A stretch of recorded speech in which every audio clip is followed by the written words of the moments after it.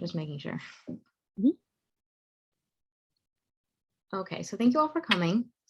We're just going to be focusing on a lot of involvement that's quote unquote outside the classroom.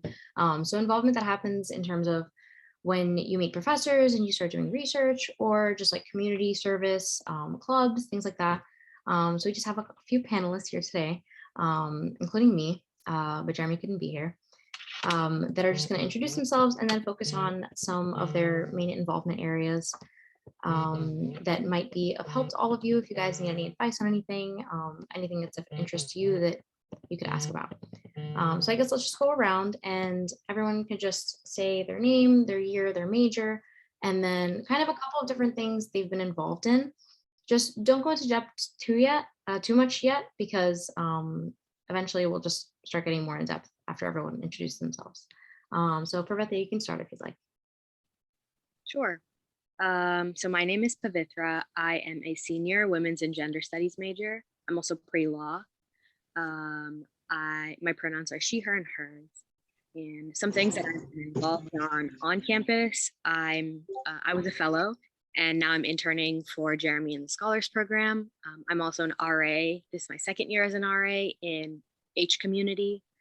And I'm the president of the Stony Brook Vocalists, which is an a cappella group on campus. And then off campus, I'm currently doing a couple of internships, one with social media and one that's more research based. Thank you. Okay, Sophia, you can go ahead. Hi, everybody. I'm in Scholar right now, which is why I have my mask on. But yeah, so I am a third-year student. This is my last year, though, because I'm graduating early. I am a women's gender and sexuality studies and sociology double major with a minor in health, medicine, and society. Let's see, what do I do? I was a fellow last year, and I am the president of Stony Brook's undergraduate journal for humanities and social sciences, which I started just over a year ago. And I've been a research assistant at a psychology lab here since like the second week of freshman year. And yeah, I think that's about it for now. Okay, Valerie, you can go ahead if you'd like. Okay, hi everyone, I'm Valerie. My pronouns are she, her, hers.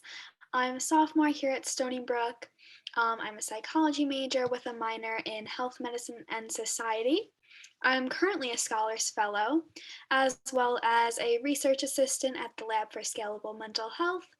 I'm on the e-board of a club here at Stony Brook called Psychology Student Alliance, and I'm also a skills-based tutor. Thanks, Valerie. James, you can go ahead. Hi everyone, I'm James. I'm a senior double majoring in environmental studies and economics. I've been I was a research assistant. I still am for a marine science lab. And my main area of involvement right now is I'm an officer trainee with the Coast Guard Scholarship Program. Okay, thank you guys so much. So I guess we can just go, oh, actually, I forgot that I'm one of the panelists. So nice to meet all of you. My name is Marcella. I'm currently a junior. I'm a double major in women's studies and bio. I also have to think about what I'm doing, Sophia. It's just like a buffer moment. I'm currently doing research under Stephen Glynn, who is one of the biochem professors. So I'm just pretty much learning how to do biochem research because I'm considering going into an MD PhD. Very unsure about it as of yet. What else am I doing? Let's see. I also co-founded a club called Speaking STEM that I am currently meeting with like once every 3 weeks. We're really passionate about just having people practice the way that they speak about STEM, because I feel like a lot of people in their STEM fields only talk about their interests or their research with other people who understand it really well. And I feel like it's important to be able to explain it to people who don't. So that's something else I'm doing. I used to be a Scholars Fellow. I still really love talking to my prior students. They're adorable, including Valerie. So yes, I think that's primarily what I have going on right now. But it's great to see all of you. So I guess we can just go around one more time and everyone can just focus on the two primary areas that they think are super important to them and that have really made them grow professionally. And I guess give a little bit of advice as to how they got there and how to start getting out there, especially if you're a freshman or a sophomore, because I know a lot of underclassmen feel like it's hard to start doing something like that. But especially in scholars, it can be really easy if you have the right resources and the right connections and the right people to guide you. So yeah, Pavitra, you can go ahead if you'd like. Yeah, sure. Probably the first area that has been very meaningful for me is the RA position, which I got that my junior year. My sophomore year, I was on hall council for my building, and so I think like that's really what like springboarded me into the position. And I've really enjoyed it a lot. It is really cool to be able to mentor students and just like be a resource for academic related things, social related things, even things like mental health, like anything like that that students need. And I've also been able to form some good relationships with adults, if you will. So like my RHD, my supervisor, has been a really great support for me. And then the other professional staff in the area have also been really great. I've been like recommended for a couple of things through them, which has been really cool. If you start to form those relationships with the people that you work around, like that's when you're going to be able to show off best what your skills are. And they can then advocate for you as well. It's like having someone in your corner, which has been really nice. For example, I'm on the RA Council this year, which is like one RA from all of the different areas, where we just basically meet weekly and come up with ways to better the RA experience. Yeah, so that's probably something that has helped me grow a lot. And then the second thing, I'm doing a current internship right now with an organization called Measures for Justice, and they are based out of Rochester. So it's like a remote thing, but I'm doing criminal justice research, which is really, really cool. I'm learning a lot about like how to read through statutes, which is like the law basically separated by states and counties. And it's obviously very like meaningful for me because I want to go into law. And same thing, like I'm building relationships with the person who directly supervises me, and then I'm able to like shadow some of the people who do all of the other things that happen in that organization, whether that's like outreach, communication, things like that. So this has been really cool to be a part of. I'm very grateful for it. I got that through Handshake. So I literally was just like scrolling, and you can just like submit your application through so many things. Like I highly recommend it because you can find so many things that you didn't even know were there. So yeah. Thank you so much, Pavitra. Okay, Sophia, you can go ahead. While you were talking, well, while both of you were talking earlier, I remembered like 5 other things that I'm involved in that I forgot about because I do way too much. Me too, me So too. this is gonna sound like a bit of a resume dump, but like I'm gonna say them just because like if anybody here wants to like know more or is interested, like you can always ask about it, just so you know that there's like some of these things are out there. So yeah. Besides being an RA, which is one of the things I'll talk about more in depth in a bit, I am a CPO peer educator with the Green Team. So that's like the Green Dot training. I'm currently working on 2 senior thesis projects, one for women's studies and one for sociology. I'm a teaching assistant for the sociology department, and I'm also part of the vocalists. So yeah, so just those are a couple things if you guys are interested. You can always feel free to email me or something or ask me about it. But yeah, so I think one of the more like impactful things that I've done here is definitely being a research assistant. I work for Dr. Brady Nelson's clinical psychology / neuroscience lab. So we do a lot of the SONA studies. So if you guys are taking like Psi 103 or one of like the 200 levels, you have to do, you have to be a participant in some of the studies here on campus to get credit. So we do a lot of those.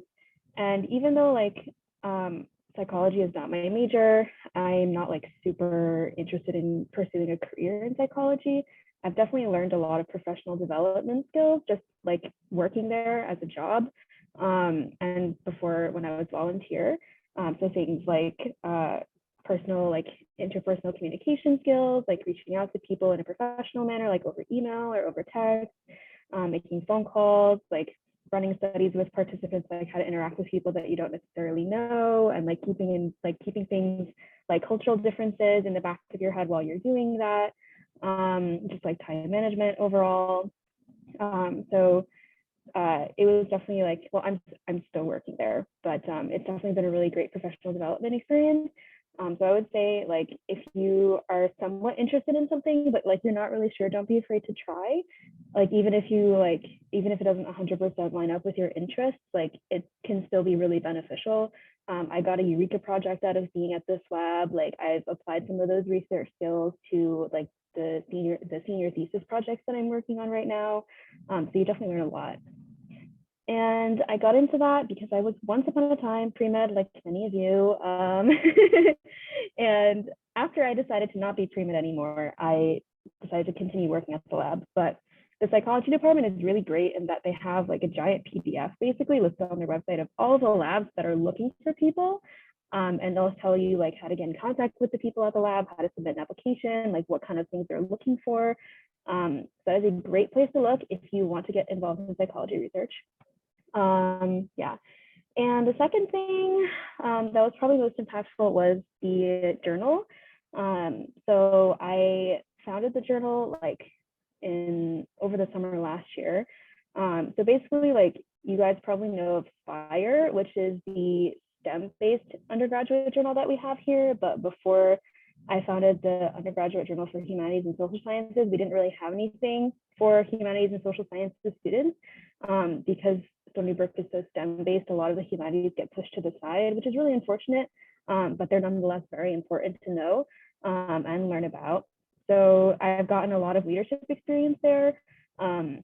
Because I'm the president, I have to run meetings. I have to coordinate the e-board.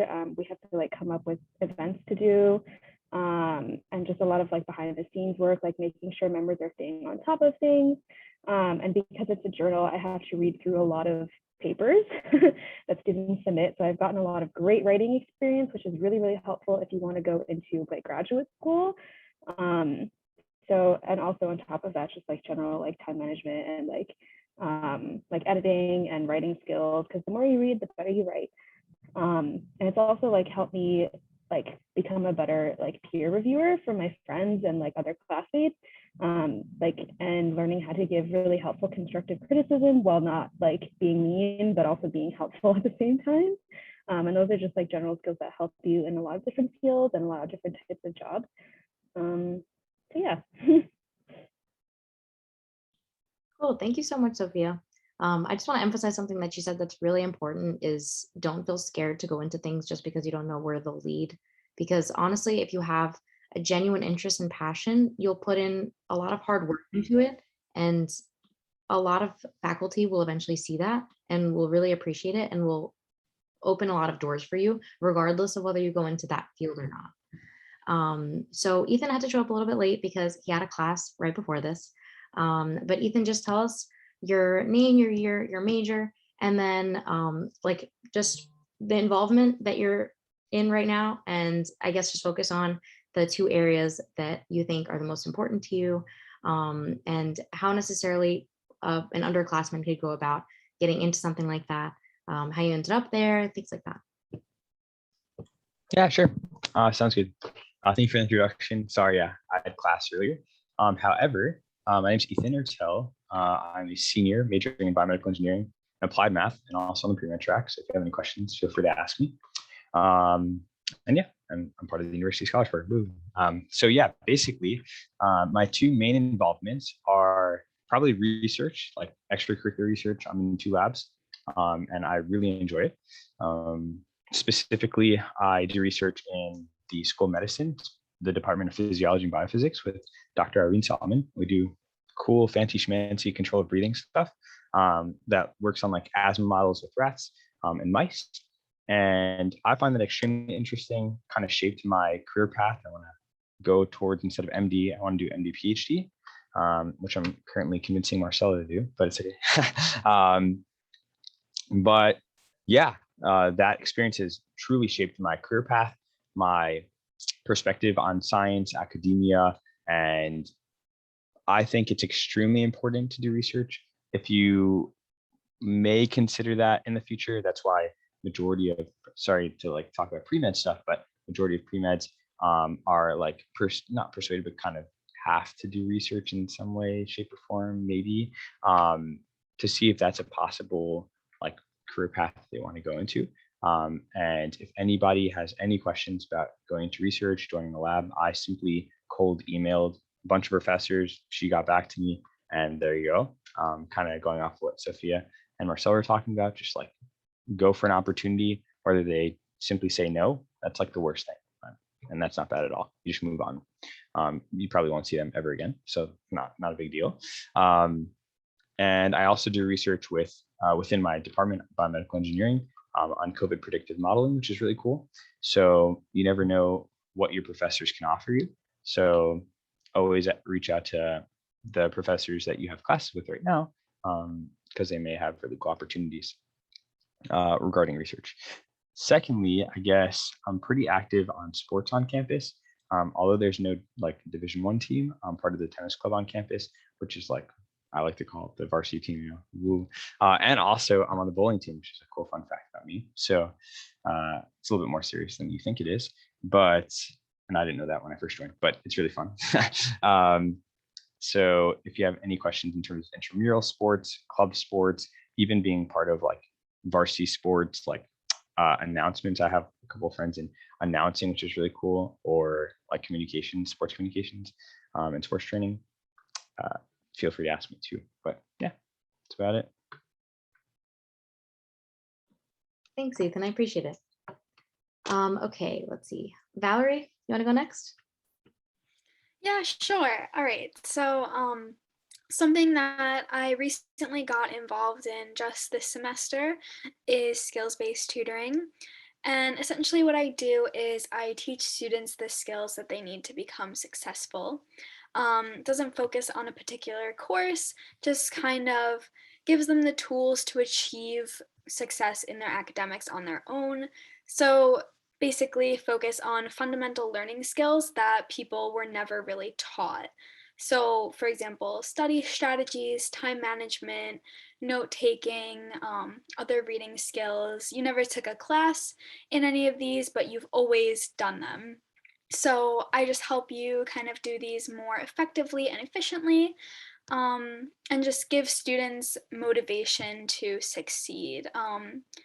And it's really important because it's kind of like the basis of learning, where people don't see it as important necessarily, where if you take a class and you maybe fail a test, the first thing you think of isn't maybe I need to work on my time management. It's kind of like, what questions did I get wrong? Maybe I should go to a tutor for that specific class. Because there's no tangible evidence that you might need help with how to manage your time, or maybe you typically cram, stuff like that.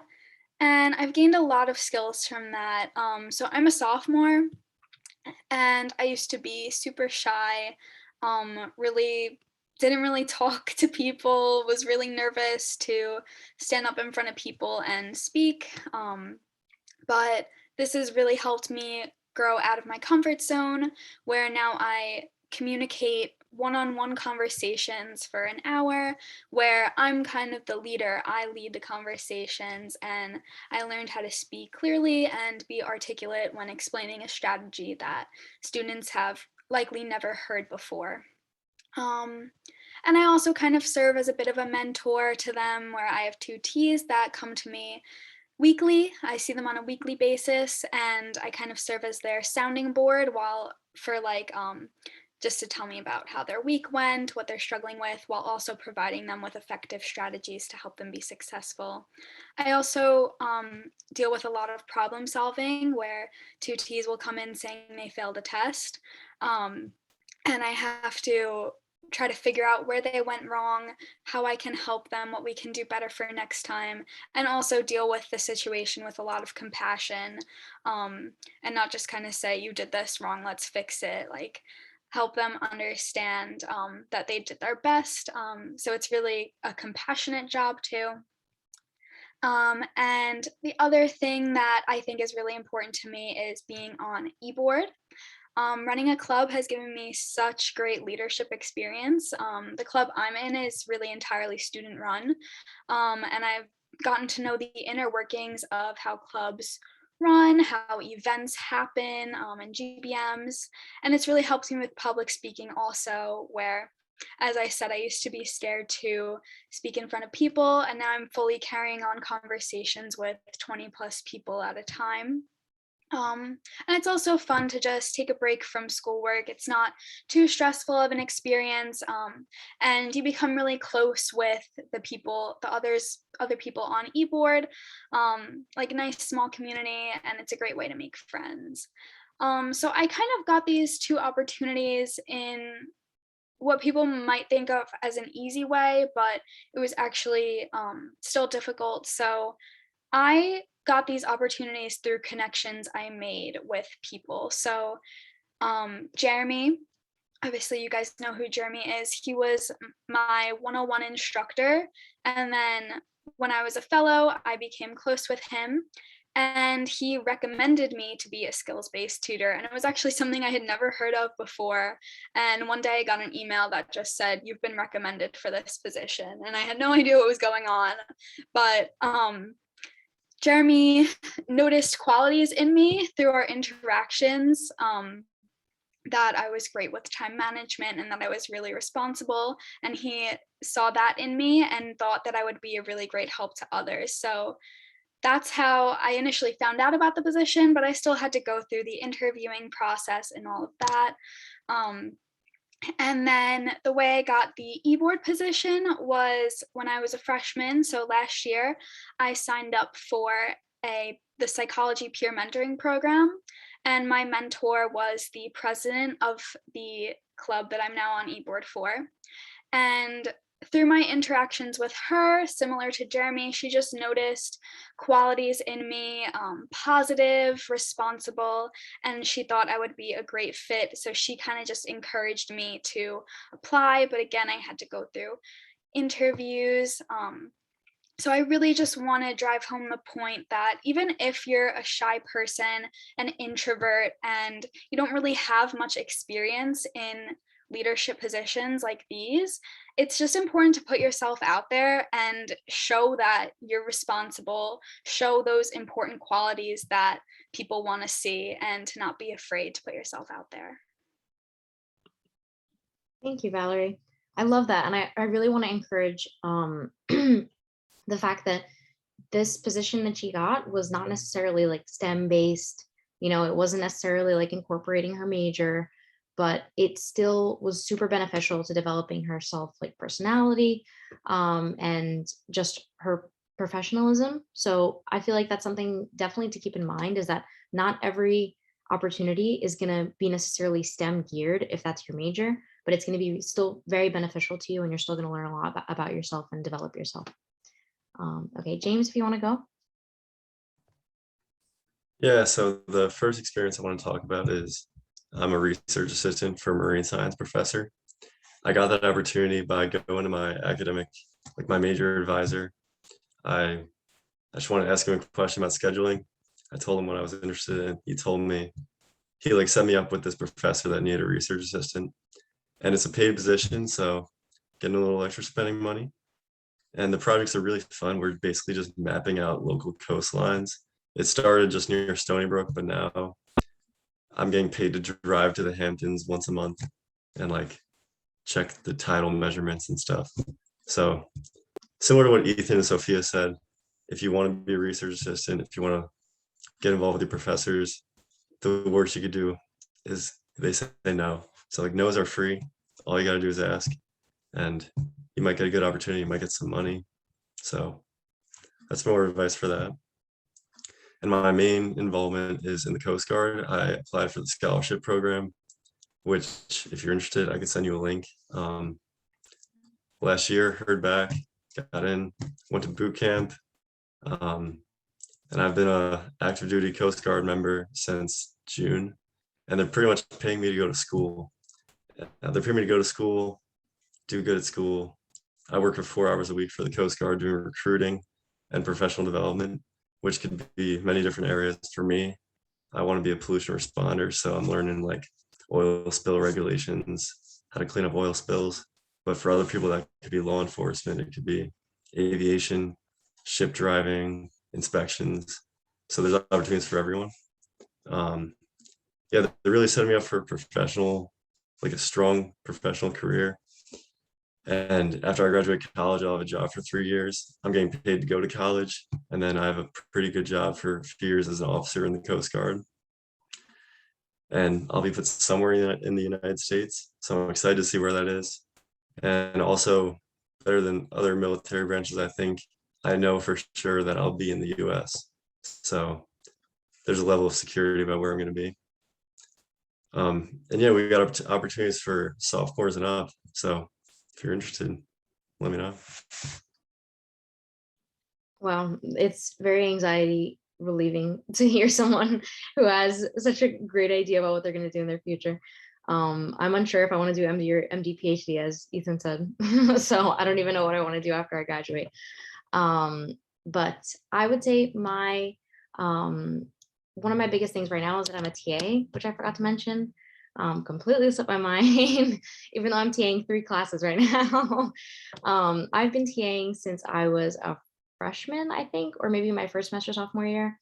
It's been a really good experience in the same sense that like that Valerie was talking about, and maybe a little bit of what Sophia was talking about in terms of managing other people and interacting with other people and being a mentor to other people. Just because you have to like, do review sessions and things like that. You have to talk to students one-on-one on Zoom. You have to just be able to like reply to their emails and things like that, their questions. And so that kind of made me practice the way that I explain bio to people, which is not as easy as it sounds, I think. Everyone has like their own perception, their own way of understanding it. Bio is kind of like its own world. I think chem is the same thing. So it's really hard to articulate the way that you perceive it and the easiest way for you to make someone else perceive it. So you have to use like just a lot of like metaphors and things like that, symbolism, just to help people kind of grasp those concepts a little better. So that's definitely developed that skill of mine, I guess, like the creative aspect of helping people understand something better. And I guess just also mentoring, because a lot of students will come to me and not even ask a question about the material, but instead ask, okay, how do I study for this class? What would you recommend me to focus on? How would you recommend I go about this? So it's a lot of like advice giving sometimes, which is really nice. Let's see. And then I'm also a TA mentor for Bio 202 right now, which is an introductory bio class. And that's also been it's been definitely good for me professionally, I guess, because I've had to interact with the other TAs and just kind of give them advice about what's the best way to approach being a TA. So from that experience, I've learned that it's really good to just put yourself out there, because I think when I first thought about applying to be a TA, I didn't know if I would get the position and I didn't know if I'd be good at it. Because I was always a very social person, but not necessarily in that professional aspect. So I was like, what if I say something wrong in the meeting, or what if I mess something up in the review? But it's very good to be confident in not only in your ability to be social, but also in your intellectual ability, which I think comes with time. But the more you put yourself out there, the more you're going to get used to like being in that intellectual setting, and interacting with people on that aspect, and just being a good mentor to students, which I think is really nice. Let's see. And then I think my second most important right now is probably my research position. I recently got into it, but and I was very anxious about it actually, because during COVID, you couldn't really do any sort of research. I was not living close to campus. So I figured, okay, I don't know what I'm going to do. So that gave me a lot of anxiety to just like, oh, I don't know what I'm going to do. I'm kind of stuck in this position where I don't know when I'm going to be able to do research, and I want to do, I'm considering doing MD PhD, but how am I supposed to consider if I haven't had a lot of research experience? And now I'm in a lab and I'm learning a lot. I'm in there at least 10 to 15 hours a week. Um, and it's been a really great experience, like learning from other students in the lab and getting to know everyone. And I've decided to take a gap year just to kind of figure myself out. And I would say the best thing that I've learned, I guess, over the past couple of months is just to take it easy. I feel like, especially as a pre-med student, it's very easy to get anxious. I honestly, all majors probably feel the same way, to get anxious about where you're going to go, what you're going to do, how the experiences you're getting right now are going to propel you towards your future or guide you towards your future. But that's not really something you can answer right now. It's kind of something that comes with time. And the more experience you get, the more you start to understand about yourself and your passions. And then the more questions you can start answering, but try your best not to rush it, which is why I'm taking a gap year. I'm just going to figure it out first. And then everything will sort of fall into place. A little optimistic, but I think that's the case. And I think what's really been so important to me personally in undergrad is just my mentors, definitely. Jeremy's been a huge support of mine. Like a lot of people said, he's an amazing person to go to if you're having any sort of issue, any sort of professional issue, academic issue, even a personal issue. He is really the best person to fall back on. And he's an amazing advisor. So if you have any questions whatsoever, he's there for you. And he's also someone who knows a lot of people. So keep that in mind. Like if you're considering a certain career path and you don't know anyone who's in that career path or is preparing for that career path, you could ask and be like, hey, Jeremy, I'm really interested in doing this. Is there anyone you could connect me to that's also interested in this or is doing it right now? And he'd be more than willing to do that. He's done that for me. So look to him for things like that. Reach out to professors, just talk to them if you're interested in something, ask them questions that will make them see that you're interested in what you're learning, that you're passionate about what you're learning, and that you are career oriented and you want to go somewhere and you're ambitious. And then also try your best to make connections with other students, because even someone who's a year older than you can give you plenty of advice. Like Ethan has given me plenty of advice on deciding between MD and MD PhD. So even just a year above you makes a huge difference in what they know and things like that. So just keep in mind that mentors are a huge asset no matter what year you are. So yeah, I would say if anyone has any questions for any of us and you're just watching the recording, feel free to email us because we're all super nice. Or at least I like to think so. So we'll definitely answer your email. But yeah, if anyone wants to ask any questions right now about anything we said or anything we didn't say, you can unmute or you could put it in the chat. We'd love to answer anything in terms of like how we got here or in terms of like our career paths. So all of us kind of have like a broad range of career paths. So if you have any questions about that, I'm willing to bet we've done plenty of research. So feel free to ask away.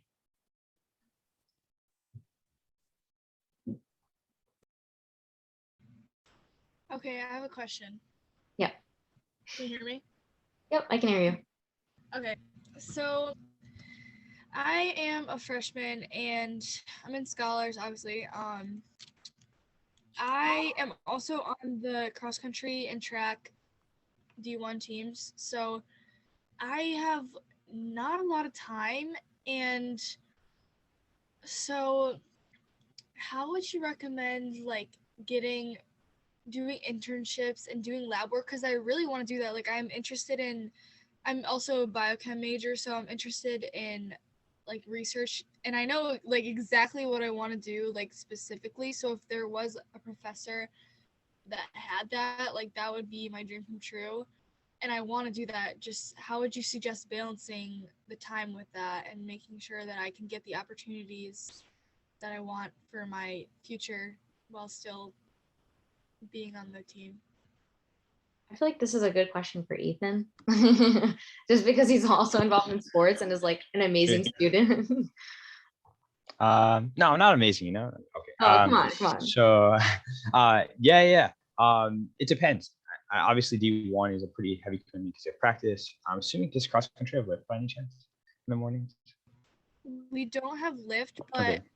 we have like a lot of people go to rehab, so I'm there for like 4 hours a day. Wow. Yeah, it's pretty crazy. And then on top of classes. I mean, it's obviously on an independent basis. Regarding time management, which I'm sure Valerie can help out with too, because she's a skills tutor. I strongly suggest kind of like organizing your schedule on like Google Calendar or something of that sort. That saves lives literally in college. So that will help kind of plot out like what free time you actually have realistically, because you have to study for classes. So throw that in there. You need time to eat. So I think basics start off with just planning out like your day and figuring out how time kind of rolls out for your specific schedule. And then realistically gauge whether you have any time for right now, because you're just a freshman. So opportunities are going to open up as you come along, to see if you have enough time to maybe join a research lab, which is usually, I don't know, I want to say typical labs are open like 9 a.m., 10 a.m., depending on your discipline, till like late afternoon, early night, maybe like 6 o'clock. So if you have any free time during that time frame, it's very possible that you can join a lab. Just make sure you don't drop any of your studies. However, I could also answer the question of how do you find that opportunity? Number one, go through so you said your biochem, right? Is your research interested in like your research interest in biochem or biology? So I have like a lot of different things I'm interested in, but the main thing that I want to research is like microbiology, specifically like the microbiome and health. Awesome. Yeah, it's a unique up and coming field too. So what I'd suggest you do is go to simply the bio department and look at their bulletin, specifically the faculties that's part of that department, and they are like forced to. Sorry, I don't know how that is in the background. They're forced to indicate their research interests and what they're doing research in right now. So you could actively search for anybody that's undergoing research that has to do with microbiome and health stuff like you're discussing, and then just simply email them and reach out to them, and then hope for the best. That's my best suggestion. Yeah. I hope that answered your question. That's Also, very helpful. Thank you. About like planning out your day, I just want to say I live on Post-its, and it feels so great to check off what you do, you know? Like it's a dopamine rush to like check off everything you wrote down. So Yeah, I recommend that. Post-its. I have Post-its on my desk, like on the top, and they're all hanging there, and it's like a month out, like every class, what I have to, like all the checkpoints for every class. I would also say, Sydney, like if you're not sure how much time you have to commit, well, like Ethan said, plan it out first, see how much you actually do.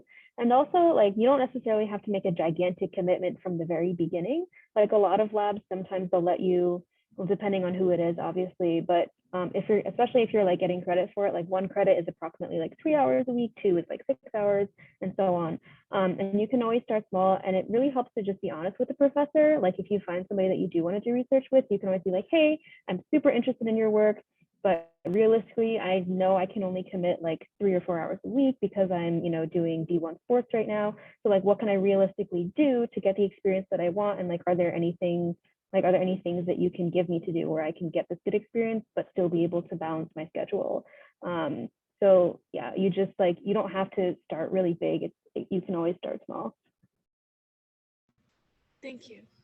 Yeah, and I would say honestly, don't definitely be realistic with whoever you want to do research with. Like Sophia said, I feel like it looks way worse to say, oh, I'm willing to be in your lab for 10 hours and then end up cutting that short. But honestly, if you find someone who you're interested in doing research with, they'll feel that passion and they'll understand that you're ambitious and you clearly want to do that. Like your excuse is a good excuse, you know what I mean? You're working, you're also trying to be involved in sports, which is a really good ambitious interest. I would say definitely reach out. Definitely reach out. And Google Calendar is incredible. And I would say just take note of absolutely everything, like not just classes, but also like when you're gonna have time, when you're gonna have time to take like eat your lunch and things like as small as that, because that'll make a huge difference. I Yeah, and wanted. Oh no, go sorry. ahead. Yeah. I, Okay. I was So if you gonna. are able, okay. So if you are able to get that opportunity, it's always a good to get a head start as a freshman if you know what you want to do and exactly how you want to pursue it. But if you really feel like you don't have time right now, you don't want to burn yourself out as a freshman by doing too much right from the get-go. You have a lot of time left. There are still going to be many opportunities to come. So you can really just determine what your priority is right now. And you don't want to overwork yourself and do too much, and make sure you have enough time for yourself as well if you do both of those opportunities. There was a question in the chat that I wanted to answer. Brianna asked if we had opportunities to find our opportunities like when it was online. I just want to say everything I've done when I was a freshman and in person, I didn't really do much outside of the classroom. Everything I'm doing now, like with the research and the Coast Guard, I found that online. So the research, I set up a Zoom meeting with my advisor, and it took me on a path where now I'm, getting experience, going to the beach, making money.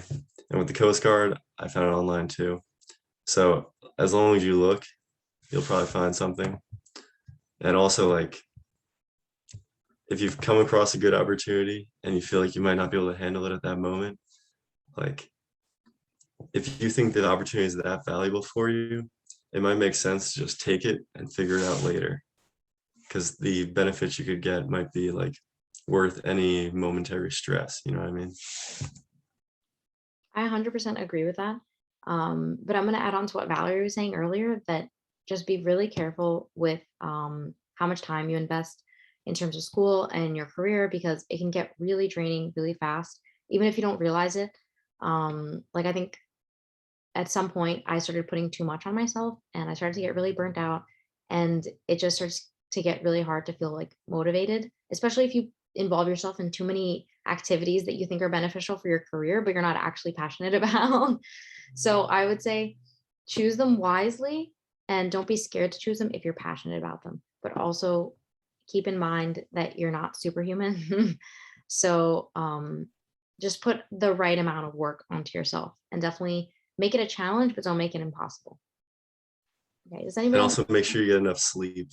A yeah. lot of college kids, it's not a thing, but 8 hours is the recommendation. I would say 7 realistically, but it depends on who you are. But definitely try your best to get a good amount of sleep and the same amount of sleep every single day, because that'll be good for you. Okay, does anyone else have any other questions? Feel free to unmute or put it in the chat. Sophia and Pravitra had to go because they have class. Oh, go ahead. Go ahead. Sorry. Oh, I just saw that Ishmam he asked in the chat about when to start emailing professors about research. Personally, I feel like towards the end of a semester, so around now, or if you're not ready for it now, around April is a good time, because that's when they know like who in their lab is leaving and staying, and they'll know how many new research assistants they can take on. And sometimes if you email other times other than April or November, your email might just get lost in their inbox, but you could always send it again. So November and April is usually the best, but you could always harass them. Like just keep emailing them until they respond to you. I know that's how a lot of people get their research opportunities. So That's how I got my research opportunity. It's not even like harassment. It's more of just these people are really busy. Like you have to understand, especially the person that I'm working with right now. He's a great person. He's a professor and he's doing research and he's a father. So he's always on his feet and he doesn't have time to look at his emails sometimes. So it was just like persistent interest, I would say, rather than harassment, is definitely a really good idea. But just be polite, obviously. Say, hey, I'm still really interested in your research. I'm still really interested in working with you. I know you must be really busy, but just keep me updated about any open positions in your lab because I would love to work with you. Something polite, quick. Also, don't make your emails too long because they won't read it.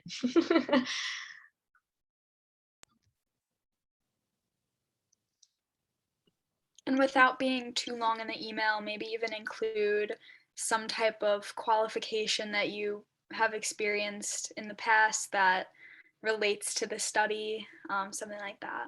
Yeah. I normally include my my resume. I feel like that's best in an email like that, just so that they get a gist of what you've done in the past. Also, okay, someone asked, how about when most potential opportunities require course material we haven't seen yet? You're interested in physics, astro, most of the active research is still above my skill level. I would say don't feel scared at all to get into lab like that. Because like Ethan was saying earlier, he applied when he was in his fall semester freshman year. Like, oh, how much do you think he knew? It really doesn't Literally have nothing. with that. It really has nothing to do with that. Like in my lab, a girl just got in who's I think she's a freshman or a sophomore, I'm not sure. But this is a biochemistry lab. She hasn't taken biochem yet. But that's not really what they're looking for. A lot of times, they really actually like seeing people who are younger because that means they can train you and you can be there for a very long time. What they really, I think, want to see is that you're responsible, you're disciplined, and you're interested. So you'll put in the effort to learn everything and still be a benefit to the lab and propel their research forward. So I think it has less to do with how much you know and how much you're willing to learn. And also doing that stuff as a freshman, like set you apart so much. Like doing stuff early on compounds over time a lot. I did an internship when I was a freshman. It was pretty chill. I just like wrote grants and like went to these meetings for a nonprofit. And I think that's what got me where I'm at now. Like those opportunities come out over time. Oh, and also in lab, like the research I do, I'm not sure about other fields, but I don't know anything about oceanography or physics or whatever. I just like go to the beach and look at a giant ruler in the water and write down the measurement. Or I go on a boat and lift up this heavy tide gauge out of the water. Like a lot of stuff they have you do in research is not the heavy science. It's like the grunt undergraduate they do things, you know? Right. In my lab, I call myself a dirty undergrad because I mean, there's only a certain amount of things you can do. Like a friend of mine is working with mice and he just like pokes mice and he sees how long they take to react, things like that. So things that you don't really have to be 100% educated on that level enough to do.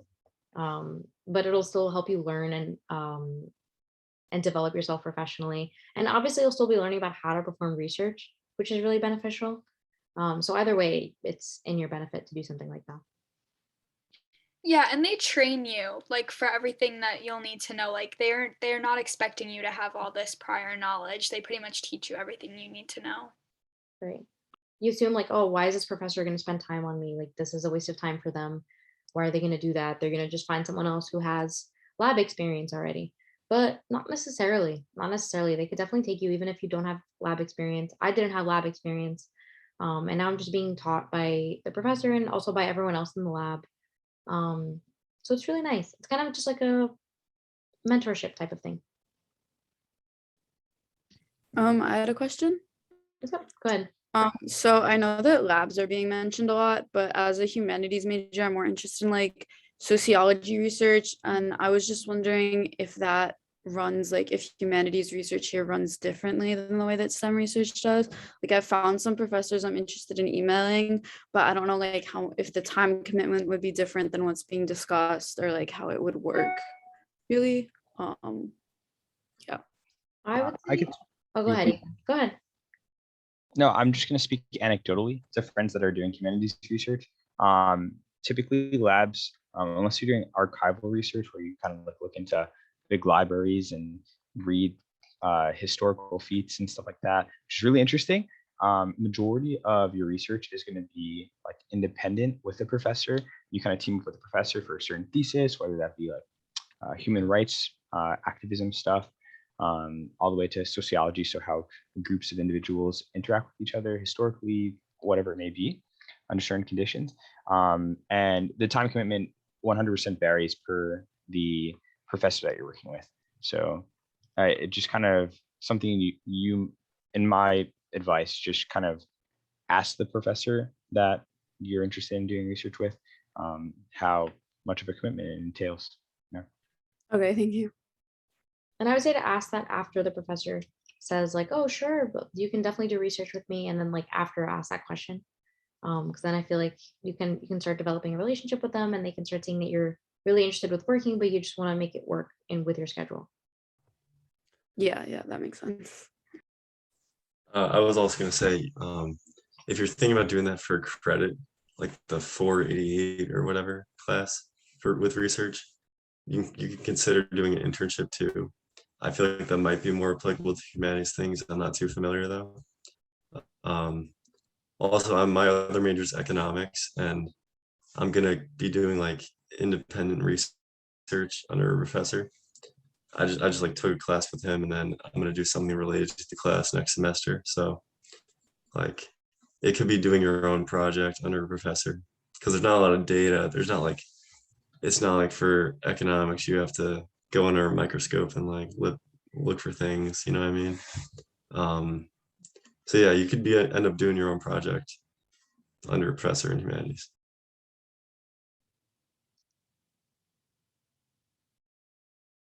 You guys have any other questions?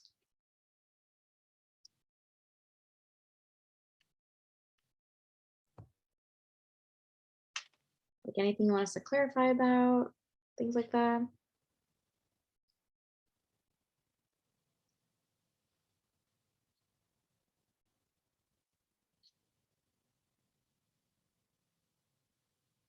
Does anybody on the panel want to give some sort of advice about what we spoke about today? Anything that came to mind?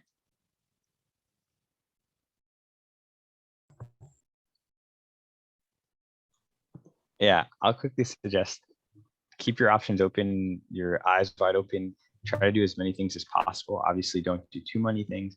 Like Marcella, I've also gotten burnt out because I've done too many things.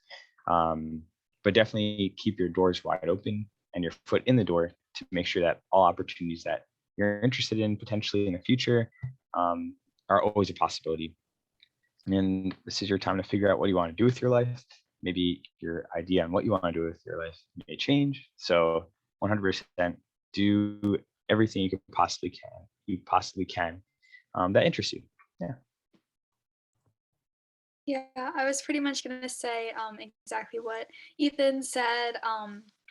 Speaking from personal experience, I'm someone who knew what I wanted to do with my life since sophomore year. I knew I wanted to be a psychologist, but coming to Stony Brook, coming to college, learning more about what being a psychologist entails, PhD, research, I realized it might not be exactly what I want to do. So I started looking into different paths with psychology, thinking about not even doing psychology at all. And it's stressful for me. Like I'm going through that exact phase right now. So I'm trying all these new experiences, trying to see what I might be inclined to do with my life. But as a freshman, you might think you know what you want, you might have no idea what you want, and really it doesn't matter if you know exactly what you want to do or if you have no clue, because everyone kind of ends up on their right path. That's kind of just the stance I'm taking right now, just hoping for the best.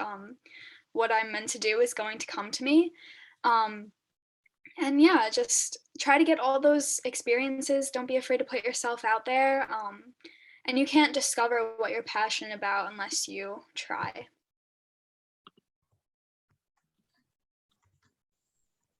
You want me to go or do you want to go? I see you unmuting. It's okay, go ahead. Okay.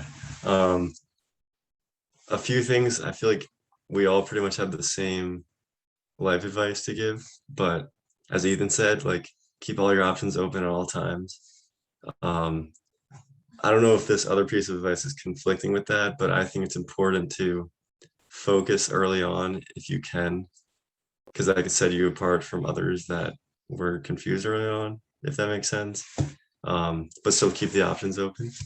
And something Marcella said earlier was like taking a gap year. And I think an experience like a gap year, or for me, it was joining the Coast Guard. For a friend of mine, he went to Israel for the whole COVID year, and now he's back. Consider that having like a interesting life experience where you're not just going straight from college to the workforce, or not just hanging out working at like Starbucks during the summer or something. It'll help you grow. You know, we all go to college to become adults, and you got to get out there and do things to become an adult. And also, one last thing, might be a little like deep, I guess. If you're trying to find yourself, you don't sit down and think. I think if you're trying to find yourself, find what you want to do, you do that by doing things. So go volunteer, go on LinkedIn, go like talk to a company. Like I know friends that, like a friend of mine that goes to a different school, he's got like 4 internships in finance from just going on LinkedIn and messaging people. And now he's like, he transferred to a really good school. He's got it made basically. So, explore your options, focus early on if you can, have cool life experiences, focus on your career because that's what college is about. That's my opinion.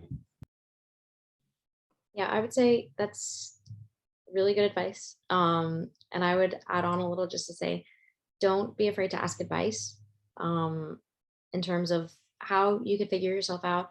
And also feeling free to ask advice to Stony Brook faculty. Like most of the faculty that I've met they're pretty nice. They're honestly pretty nice, majority of them. Some of them are a little scary. But even those that are scary, it's just, you got to just be nice to them for a little and they'll be nice to you back. So I would say like find someone in the faculty that you look up to, that's inspiring to you, that motivates you, and ask them, like tell them your interests and just ask them for advice. I've done it plenty of times and I've honestly gotten really good advice. It's helps guide me a little better in terms of what sort of experience I should be looking for to figure myself out, and what kind of career opportunities are open for me and what I should be considering, what those career opportunities would entail, things like that. I think there's so much value in asking for advice and just learning from other people, no matter who they are. Even if they're classmates of yours that are the same age as you, they've had completely different experiences, regardless of who they are. So just ask, be open to learning from other people. It's great. And one thing I just thought of when you said that was, before I joined the Coast Guard, I was kind of confused about my career path. And to figure out what was realistic, I went on LinkedIn, looked at Stony Brook alumni in the field I wanted to go into, which was like environmental policy. And I just looked at the jobs they had in the past. So, because LinkedIn, it's basically everyone's resume publicly available. So consider doing that, asking for advice, and also just looking and seeing what's realistic in the field. Yeah.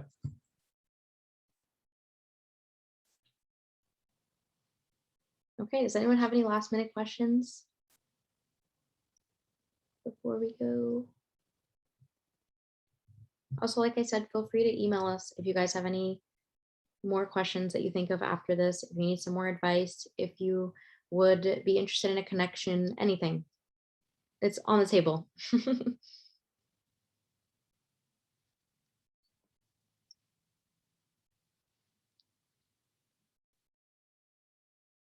Okay, I guess we'll end it there. Thank you guys all for coming.